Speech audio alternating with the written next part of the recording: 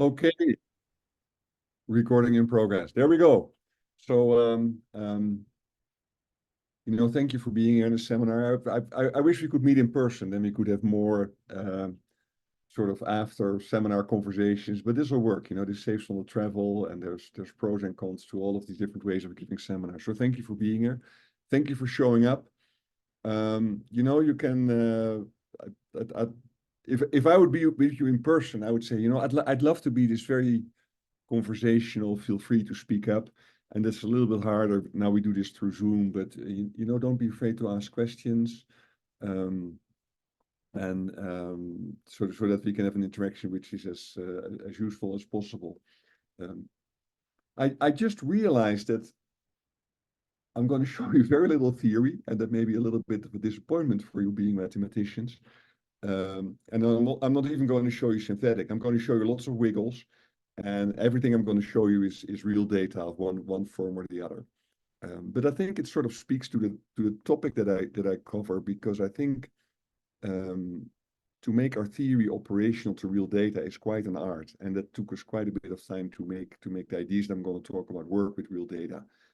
And so I'm going to talk about sort of time-dependent properties of the subsurface of the Earth. How do we diagnose it? And what have you learned about time-dependent properties of the Earth? And you might be sort of be amazed, like, well, wait a minute, do the seismic velocities in the Earth change? Yes, they do, and I'll show you. They change after earthquakes. They may change with rainfall. I'm going to show you many examples of it. And this work started a long time ago in the 1990s when a colleague of mine in the Netherlands, she gave me these two seismograms, and she says, "Roel, this is amazing. Here we have two seismograms recorded on an array in California, the same stations, two earthquakes, very nearby, very repeatable, same source mechanism, at least within certain uncertainties. And if you compare the wiggles, it's pretty amazing how the wiggles in the top panel match the wiggles in the bottom panel. I don't have these data in digital form. At that moment, I got these paper data, but I want to show you what started off this research. And we see two things here, which on the one hand is completely trivial, and which is also really amazing at the same time. First of all, the waveforms are extremely complicated. You cannot put your finger on a wiggle and say, okay, this is this type of wave, this is that type of wave. We see like a whole zoo, a whole jungle of waves arriving. We cannot identify these waves. We don't know where the waves have propagated. It looks like complete chaos, even though it's not chaotic, of course. But despite the complexity of these waveforms, we see that these waveforms are completely repeatable. The wiggles that you can focus on one trace in the red box and compare it with the same trace in the blue box, and you will see that the wiggles are extremely repeatable. And so what this tells us is that, first of all, the Earth response is extremely complicated. You have an earthquake which almost acts like an impulsive source. It creates extremely complicated waveforms, but these waveforms are completely repeatable. So that makes, in a way, complete sense. Right? This tells us that, if we repeat the experiments, same input, we get the same output. So in that sense, there's nothing miraculous about it. But that presumes, of course, that the Earth has not changed between the time of these two earthquakes. And so what we're going to do is, in this presentation, is focus on small changes in the subsurface, look at what the imprint of these changes are on the waveforms, and how from the waveforms we can make inferences about changes in the subsurface. And this line of research was really started in 1984 by Georges Poupinet at the university in Grenoble, and he was on a sabbatical leave. He worked with Bill Ellsworth, and they looked at repeat earthquakes also in California, similar to the ones that I've showed you. And they looked at changes in the waveforms because of changes in the subsurface between these two earthquakes. So here you see these two earthquakes, or recordings of two earthquakes at the same seismometers. Again, the waveforms, if you just eyeball it, are extremely similar, but there are small phase changes between these two waveforms. And they use a very complicated cross-spectral technique to measure those phase changes. You can do it in a much simpler way, but the idea was there. So they measure small phase changes that are caused by changes in the subsurface between these two earthquakes. In the bottom panel, which is on the same time scale, you see the time delay between these two seismograms, and they infer that from a cross-spectral technique. And you can see a time delay of about 20 milliseconds out of a total propagation time of about 20 seconds. So this suggests that you have a change in the velocity in the subsurface of about 1 part in 1,000. And that number will come back in my presentation. So in the early 2000s, we started playing around with this. And we thought, let's do this in a controlled way. I worked with John Scales and other co-workers. And John had an ultrasound lab at the Colorado School of Mines. We took a granite sample. We put transducers on it so we could ping the sample with transducers and record the waveforms. And I'm going to show you the wiggles in a minute. And we wanted a controlled change. So we thought, okay, temperature is easiest to control. So we drilled a hole in the granite cylinder. We put a heating coil in there so we could change the temperature of the cylinder. So that was our controlled change parameter. And here you see the waveforms that we recorded in the granite cylinder at a temperature of 45 degrees Celsius and 50 degrees Celsius. So we're talking about waveforms, changes in the waveforms caused by a 5 degrees Celsius increase of the temperature in the cylinder. And of course, just in the example that I showed you earlier, the waveforms are extremely complicated. I cannot put my finger on a wiggle and say, okay, this is this type of reflected waves. We see sort of a zoo of incoming waves coming in. But these waveforms are extremely repeatable. So what I'm showing you first now in the top right is the first arriving wave. So it's a blow up of the first arriving wave. And you can see the red waveforms and the blue waveforms. Those are the waveforms recorded at these two different temperatures. They're very similar. So if I only gave you the first arriving wave and I asked you what has changed in the sample, you would probably say, well, nothing. The waveforms are completely repeatable. Nothing has changed. If I make a blow up of the waveforms around 1.5 seconds, and that's what you see in the bottom right, you can see there's a clear delay of the red waveform with respect to the blue waveform. And so what this means is that when the sample was heated from 45 degrees centigrade to 50 degrees centigrade, the wave slowed down a little bit. And it's very easy from the red and the blue waveforms in the lower right panel to measure the time delay between these two waveforms. And you can translate that into a velocity change. And that's basically the idea of what we call coda wave interferometry. So the Italian word coda means tail. In Italian trains, the back end of the train is called the coda. And in seismology, the late arriving waves, the tail of the wave train that we see, that consists mostly of multiple scattered waves, we also call the coda. So that's why we call it coda wave. And we call it interferometry because we use an interferometric technique to measure the time delay between these two waveforms. So what we can do is, in the top panel again, you see those waveforms. We can take multiple non-overlapping time windows. For each of these time windows, we can measure the time delay between the red waveforms and the blue waveforms. We can translate it into a velocity change. And the absolute value of that velocity change is shown at the bottom panel.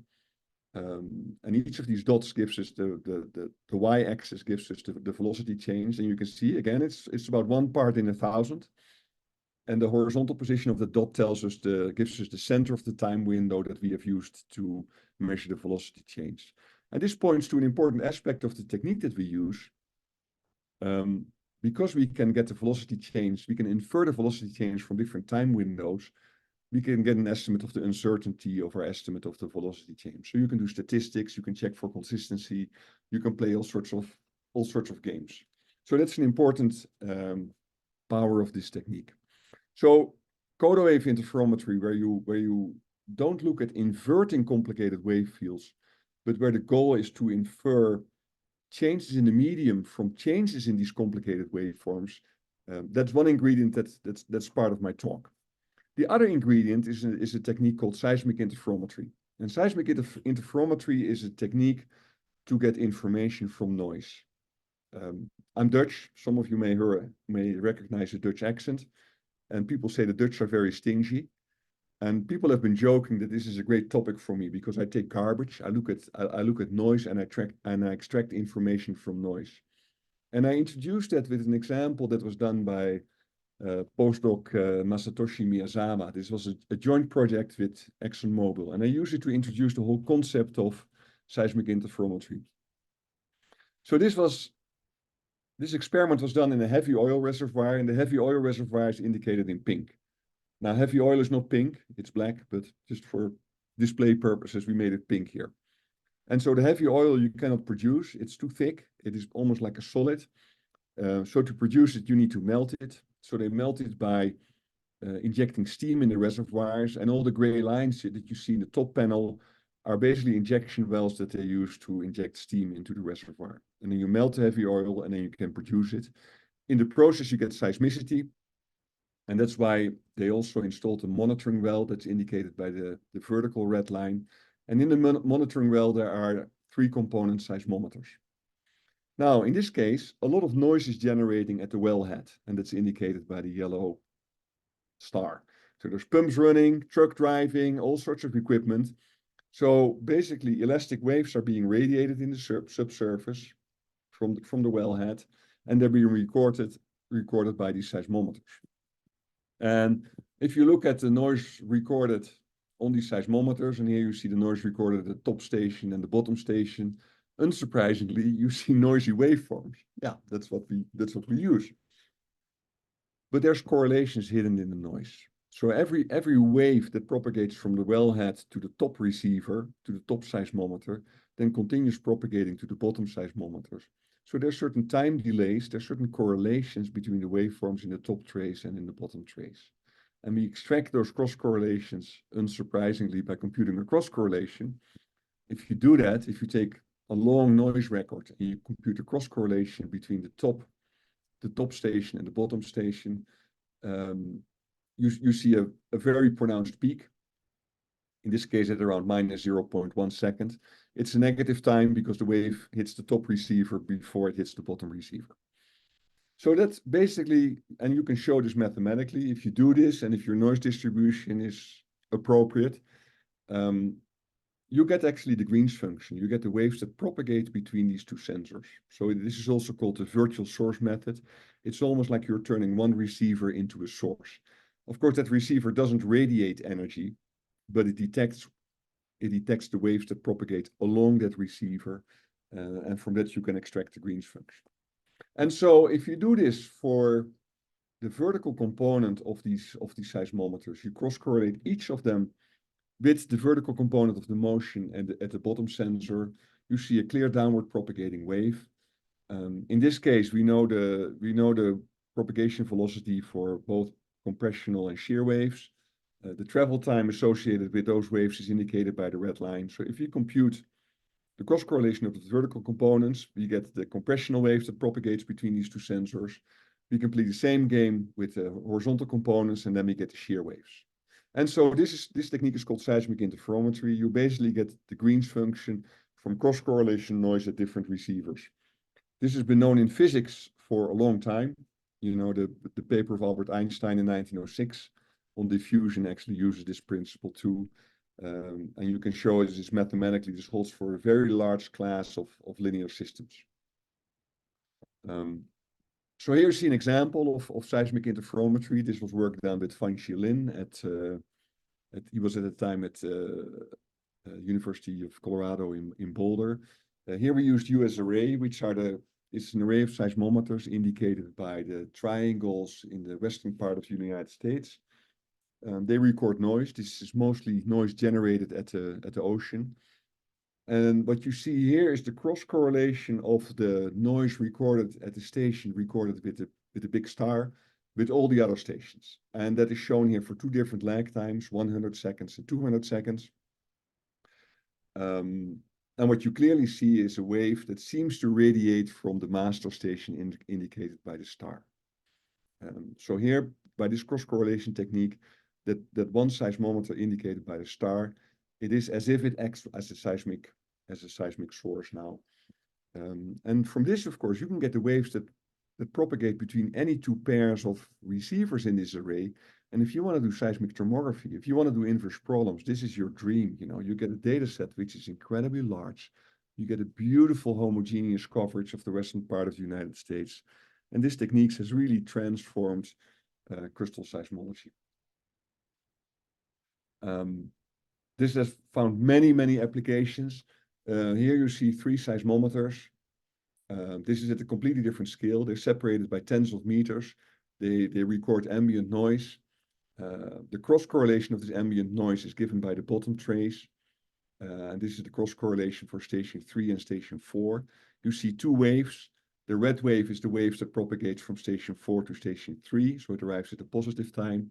The blue wave is the wave that propagates from station 3 to station 4, so it arrives at negative times. And the amazing thing with this is these are recordings of noise on the moon. This was done by Eric Larose from Grenoble and co-workers. It's amazing that you can do this. And the real power of this technique is that the noise is always there. The noise doesn't switch off. So from this is an ideal tool for seismic monitoring, and I'm going to show you examples of this. So to introduce this, I'm going to show you work done by graduate student Nori Nakata, who's now at Lawrence Berkeley Lab in California. He used a variation of these techniques. He used KickNet data. So KickNet is an array in Japan. It has about 900 stations. And at every station, there is a seismometer at the surface of the Earth, and there is a seismometer in a borehole, anywhere between 200 and 400 meters depth. And instead of true ambient noise, he looked at sort of earthquake signals coming in, because the near surface has a very low velocity. The earthquake comes in the waves come in an almost vertical direction. They strike the bottom receiver first, and then they strike the top receiver. So here you see the waveforms. Again, as before, we see very complicated waveforms. We can recognize the compressional waves and the shear waves, but otherwise we get extremely complicated waveforms that is difficult to make sense of. But what Nori did is he would just deconvolve the waveforms at the top sensor with the waveform at the bottom sensor. And you can show that gives you the waves that propagate between these 2 sensors.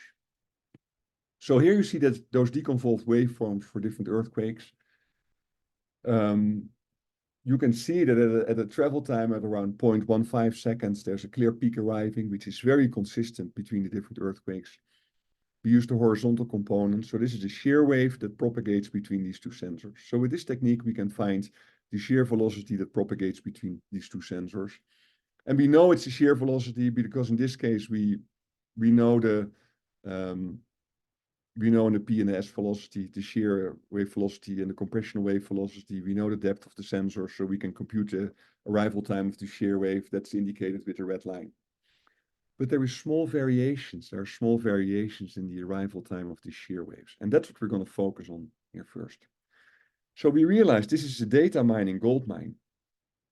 You know, there is just so much data here. This array has been in operation for, by the time we did the study, for about 15 years.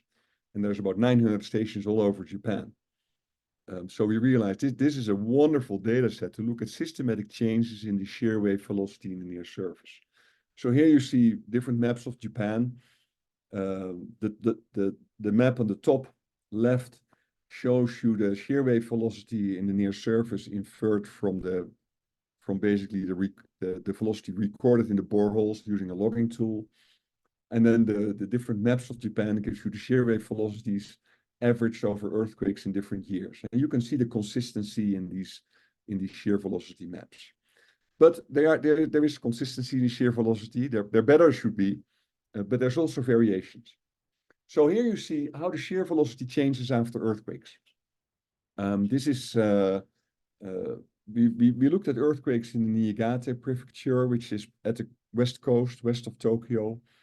And here you see that the change in the shear wave velocity after major earthquakes in that area. So the earthquakes are marked by the red arrows. Because we have so many stations and so we have such a redundant data set, we can do error estimates. Those errors are indicated by the boxes. And you see after each of these 3 earthquakes that the shear velocity goes down, which really means that the shear stiffness of the subsurface is lowered when you shake the subsurface. And that sort of makes sense. It's almost like you have a granular medium. It is compacted. And now you start shaking it and you are creating microfractures. The packing between the grains becomes a little looser. So the shear modulus goes down. So the shear velocity goes down.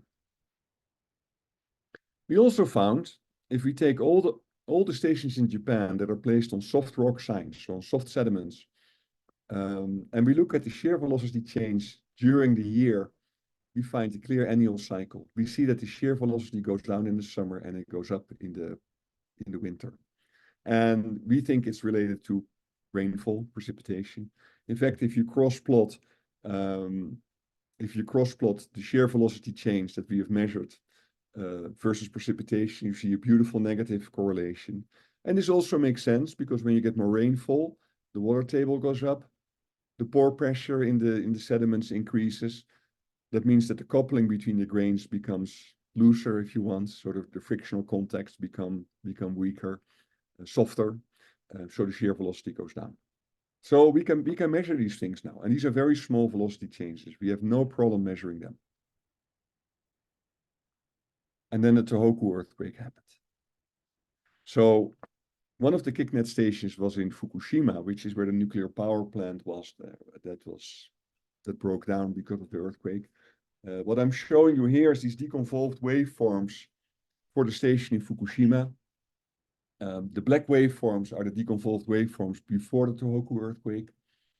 The pink waveform is the waveform reconstructed from the motion during the Tohoku earthquake. And the blue waveforms are the deconvolved waveforms after the Tohoku earthquake. And you can clearly see that the arrival time before the earthquake and after the earthquake is different. Again, the soil is softened here because of this earthquake. And here you see sort of the shear velocity as a function of time.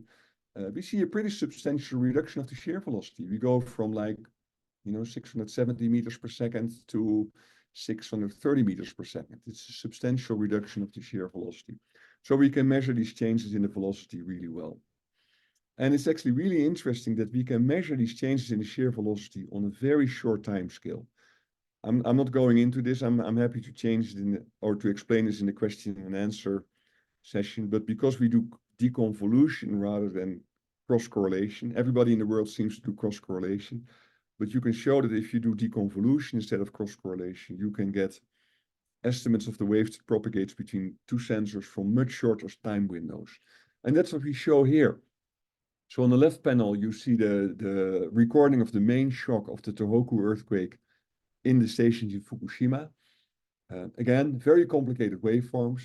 We divided up these waveforms into time windows which are 20 seconds long, and those time windows are shown by the bars in the left panel. And then in each of these panels, and I put a red box there as an example, we took the waveforms at the bottom sensor in every borehole and the top sensors, we deconvolved them. That gives us the waveforms on the right. We look at the peak of that waveform. That's a measure of the shear velocity that is relevant for the time when we do the deconvolution of those waveforms.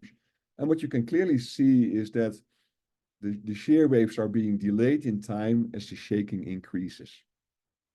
But I'm showing you this because you can do this in almost real time. We basically use time windows 20 seconds long. So if you have instrumented buildings or you've instrumented boreholes or instrumented bridges, any type of structures, with this technique, you can, in almost real time, you can measure the mechanical properties of that structure, which is great for monitoring purposes. So one of the things that surprised us from our study is we looked at the Tohoku earthquake and we looked at the shear velocity in the near surface of Japan. So I'm talking about the upper few hundred meters before the Tohoku earthquake and after the Tohoku earthquake. And you see that in the top and the middle map of Japan in this plot. And then we show in the right map of Japan, we show the difference. And so we get a velocity change of about 1% in basically everywhere in Eastern Japan. And this amazed us that this is not a localized phenomenon closest to the epicenter. Basically all over Japan, the shear velocity in the near surface dropped to about 1%, which really surprised us on how widespread this phenomenon was. So we've applied this in the subsurface. We also looked at buildings. You can play the same games with buildings. This is a building in eastern Japan. It's an instrumented building. And by the way, in your part of the world, there's amazing data sets of instrumented buildings and bridges around now. If you're interested in inverse problems and working with real data, you live in the right part of the world. Here you see the motion in the building, in this building after an earthquake. Again, we see very complicated waveforms. The amplitude of the waveforms grows as we go up in the building. And that's simply what we're seeing here is the sway of the building. The building is swaying. So the top of the building has a larger amplitude than the bottom of the building, or the motion at the top of the building has a larger amplitude than that in the bottom of the building. So we see the sway of the building here. Again, we deconvolve the waveforms at the upper floors with the waveforms recorded at the base of the building. We see these, we get a very organized patterns of waves that bounce back and forth in the building. And I'm not going to explain to you exactly what we're looking at. I have a whole separate talk about that. But what I basically the point I want to get across is, and that's what these lines show, because of this deconvolution procedure, we can extract the waves that propagate up and down in the building, and we can measure the velocity of these waves, we can measure the attenuation of these waves, and that tells us something of the shear stiffness of the building and of the attenuation in the building. We can also express this motion in normal mode, so we can do Fourier transform. You get normal mode frequencies. We can measure those too. And here you see the shear velocity in the building, if you want to call it like that, inferred from both the traveling waves and the normal modes for different earthquakes. And you don't see much organization here. But if you cross-plot the shear velocity of the building versus the acceleration of the building, for these different earthquakes, you see a beautiful negative correlation, which tells us that as the building is swaying more severely, as the acceleration of the motion increases, the shear stiffness of the building goes down. And it doesn't go down a little bit, right? It goes down significantly from, let's say, 280 meters per second to 220 meters per second. We're talking about a significant reduction of the shear stiffness of the building. We can do that also for the traveling waves and the fundamental mode of the building. You get slightly different velocities. That's because the building is dispersive. So if you extract waves for different frequencies, you find different velocities. But the amazing thing here is that the building softens during earthquakes and apparently also recovers after the earthquakes. And that's why in the second part of the talk, I'm going back to that recovery process. I want to show you one more examples of time-lapse monitoring. This is time-lapse monitoring of dams. It's a huge issue because in many mining operations now, there are incredible amounts of mining waste. And by the way, this problem is going to get worse as part of the energy transition, because the demands for producing copper and manganese and rare earth minerals is just increasing beyond comprehension. So there's huge amounts of mining waste. It's stored in big tailing points that are bordered by poorly constructed dams, and those dams fail. And there's several failings now of these tailings dams, and whole villages are getting buried under mud, and hundreds of people are dying. And monitoring these dams is a big deal these days. I'm going to show an example of time-lapse changes in a dam. This is work done by my colleague Ichiro Kuroda, who currently is at School of Mines. This is not a tailings dam, but this is an instrumented dam. And it's an incredible data example. Here you see a cross-section through the dam. And the amazing thing about this dam is that there's many seismometers installed. They're indicated by the red dots. There's seismometers installed in a tunnel under the dam. That's what you see in the lower left. And there's also seismometers at the top of the dam. So this is pretty similar to the data that we acquired in the work of Nori Nakata, who uses the KickNet data. And again, you see earthquakes recording in the right panels. They're very complicated waveforms. But we play Ichiro played the deconvolution game again. So he deconvolved the waveforms recorded on the flank of the dam, on the surface of the dam, with the waveforms recorded of the tunnel of the dam. That gives you the shear waves that propagate between these two seismometers. And again, you can use very short time windows to do that. And that allows us to find the shear velocity in the dam as a function of time. And so I'm going to show you now the shear velocity in the dam during the Tohoku earthquake. So that was a strong earthquake. So I'm going to show you here the shear velocity in the dam as a function of the acceleration. So this is the early part of the shaking. In this early part of the shaking, the acceleration of the dam increases and the shear velocity drops a little bit, but it's not really dramatic. And then as the shaking increases further, we get a dramatic drop in the shear velocity. We go from 450 meters per second to 250 meters per second. I mean, this is scary, right? And then the shaking stops and the shear velocity goes up again. If you wait longer, the shear velocity goes up again. So here we can see sort of the softening of the dam and also the healing of the dam. And we can see this almost in real time. It's amazing that you can do this. And here I show you the recovery of the shear velocity in the dam over time. So the units on the horizontal axis is time in the function of days. We did this for two polarizations of the shear wave velocity. You can ignore that, just focus on one of the curves. So you can see that after the earthquake, you get a very rapid recovery of the shear velocity, and then the recovery slows down. And if you show the recovery as a function, not as a function of time, but as a function of the logarithm of time, you get pretty much a straight line. And this is what we see all over again. We see in earth materials that when you shake them, they soften. We see this in buildings too, by the way. And then you leave them alone. Then the shear velocity recovers. And typically the recovery goes like the logarithm of time, which poses an interesting mathematical problem that I'll get into. So this means that the subsurface is healing. This means that the buildings are healing.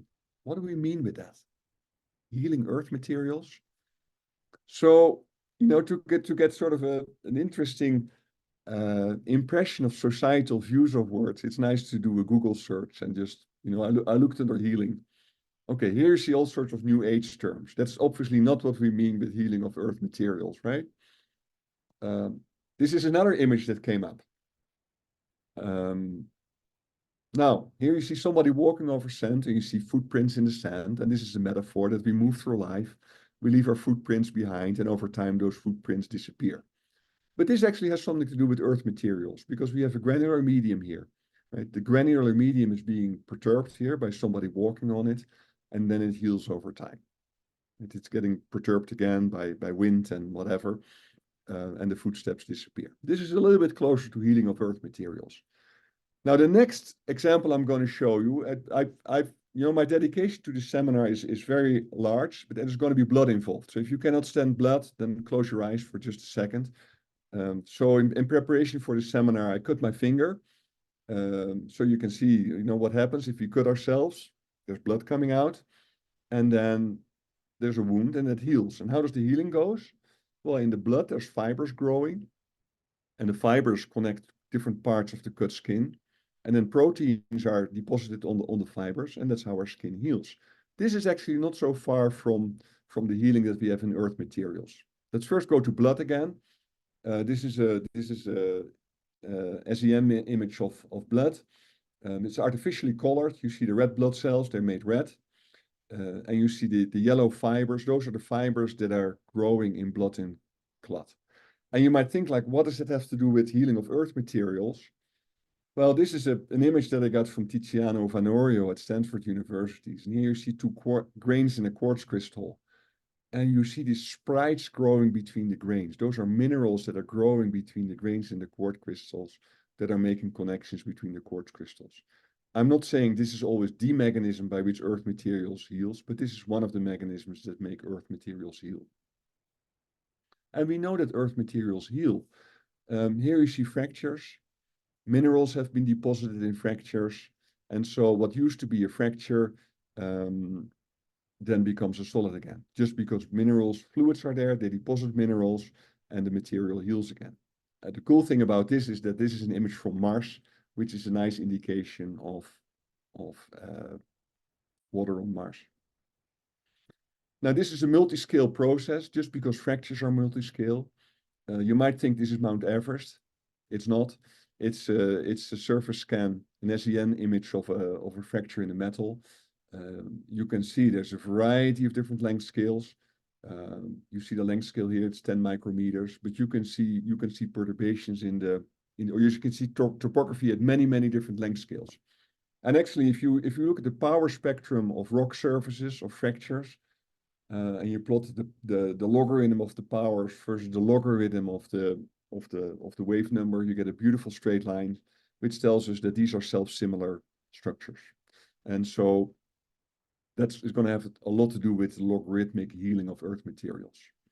I'm going to skip a few slides, but healing of Earth materials is an amazing process. There must be a ton of mathematical work that is begging to be done. Here you see healing cracking quartz. It's amazing the spatial organization you get in the healing that takes place here. Right? I don't think we understand why, by the way. Here you see healing cracking concrete. So this is a cracking concrete. Minerals are being deposited, and at different times you can see that what used to be a crack now starts to heal again. And there's a lot of work going on healing concrete. How do you build self-healing concrete so that when you damage it, it recovers again? And that healing typically we find time and time again. The healing of sort of solids typically goes like the logarithm of time. This is work done by Tankate at Los Alamos National Laboratory. He took rock samples. I'm not going to describe you the details of the experiment, but it basically shows you these rock samples. They were shaken by a deformation of different strengths, and the strain rate of that deformation is given by the numbers that you see next to the different curves. The strains are typically of the order of a microstrain, and then the sample is left alone. And then the change in the seismic velocity is being measured and is shown here as a function of the logarithm of time. You get beautiful straight lines. This is from another paper of Jim Tankate. He's seen this in sandstone, limestone, concrete. The log time behavior seems to be very ubiquitous in nature. I'm going to show you one example. This is work done by Christoph Schoenfelder at the Geoforschungszentrum in Berlin. I did a sabbatical leave there. He looked at gypsum. You see two gypsum cylinders. There's transducers on the cylinders to measure the seismic velocity, similar to the experiment that I showed you earlier for the granite cylinder. So we use ultrasound there. And then one of the cylinders, that's the one in the background, sample A, is being shaken just by a simple loudspeaker that's mounted on top of the cylinder, and it just says, and then you see the shear velocity drop and recover. And so here, if you look at the top panel first, look at the black line. At time t is equal to 0, the gypsum sample is being buzzed by the loudspeaker for the first time. You see the shear velocity drop, it recovers.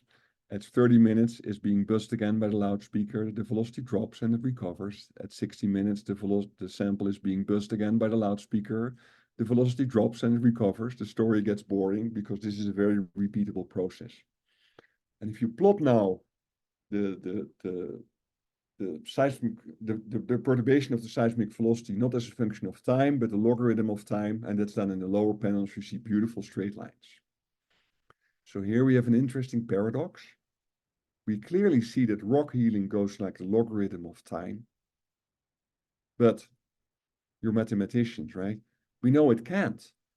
It cannot go as a logarithm of time because the logarithm becomes infinite for 0 time and the logarithm becomes infinite for infinite time. So on the one hand, we have these laboratory measurements that say clearly, hey, rock healing goes like the logarithm of time. And we know from just pretty elementary mathematical considerations that it cannot go as the logarithm of time. So we have an interesting paradox here, and I'll resolve the paradox in the coming 2 minutes. But if you want to have details, if you want to know the details, you can go to this paper and it describes all the details. So how do we explain this? Okay, first of all, the fact that the healing goes like the logarithm of time means that the healing does not have one time scale. Because suppose the healing had a characteristic time scale tau, that's what we've shown here. So then the healing would go like the logarithm of t over tau. They'll use this property of the logarithm. You see, but the only thing that tau does is give us a time shift. So the fact that the logarithm goes like, that the healing goes like the logarithm of time tells us there is not one specific healing time, not one specific relaxation time present there. That's what we learn right away. And that shouldn't surprise us because I've shown you those images of the topography of fractures. They're self-similar. So there's processes going on a variety of different spatial scales. So it shouldn't be a surprise that there's also processes going on a variety of different time scales. And by the way, there's mechanical processes going on. There is chemical processes going on. There may be biological processes going on. So this is a multi-scale, multi-process phenomenon. So it shouldn't surprise us that there is not just one time scale that characterizes the healing. So if there was one time scale, if there would be one time scale, and my point is there's not, but if there would be one time scale, then the relaxation, the healing would go like an exponential with the correct time scale tau. But we know there is not one time scale tau. So instead of that, we assumed here that the time scales run for a minimum time scale, we call it tau min, to a maximum time scale tau max. We just superpose those relaxation processes and we put a factor of 1/4 tau in here. It follows from thermodynamics. It follows from Arrhenius law. And I cannot go into the details right now, but in our paper you can find out why thermodynamics sort of dictates there is a factor of 1/4 tau here. How does this give us a log time recovery? And why doesn't that happen at 0 time and at infinite time? Okay, so we look at that relaxation process again. We do a change of variables. And then we compute the time derivative. It's pretty easy math. I can do it. So again, here we see now the time derivative of the relaxation function. And here's the key. Let's now consider times which are much larger than the minimum relaxation time tau min, and which are much smaller than the maximum relaxation time tau max. Well, in that time range, the first exponential is essentially equal to 0. The second exponential is essentially equal to 1.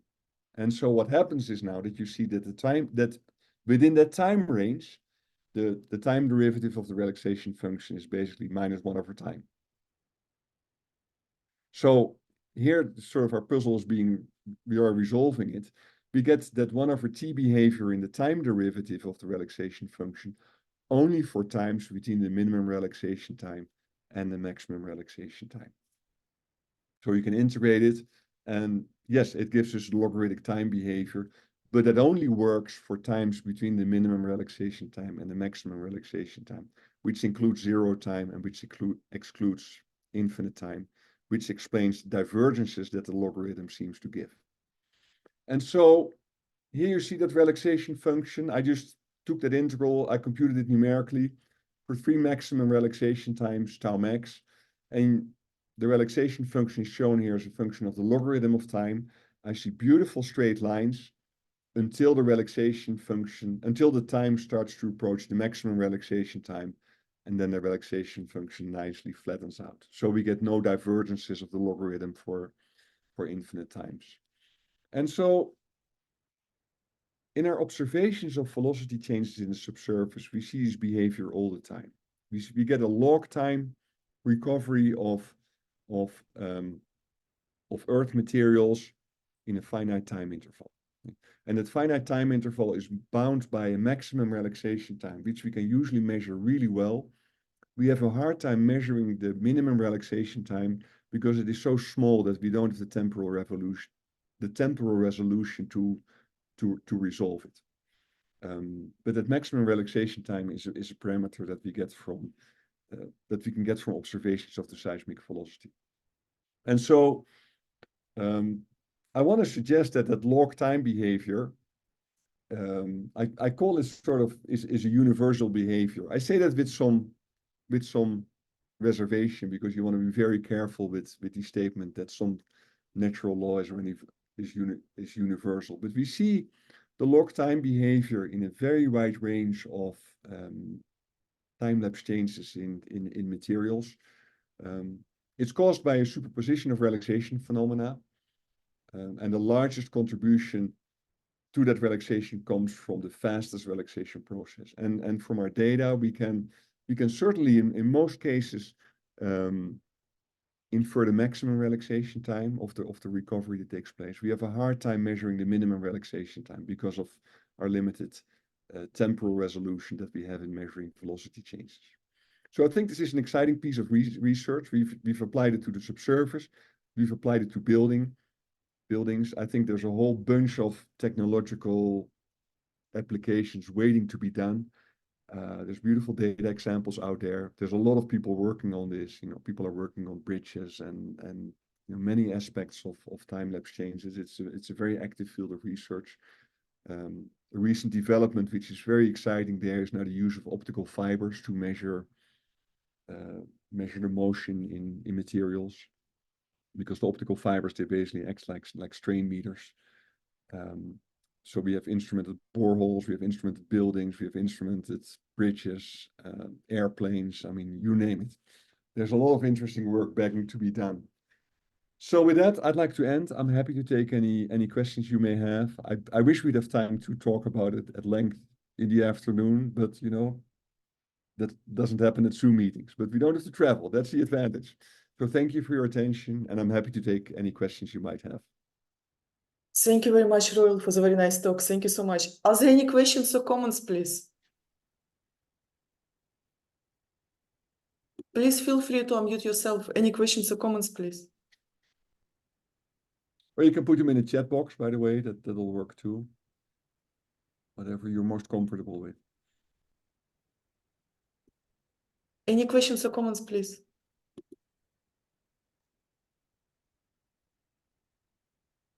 Okay, if not, thank you very much, Roel, for the very nice talk once again. Thank you very much, everyone, for coming. Thank you so much. You're welcome. I'll make my slides available. I'll send them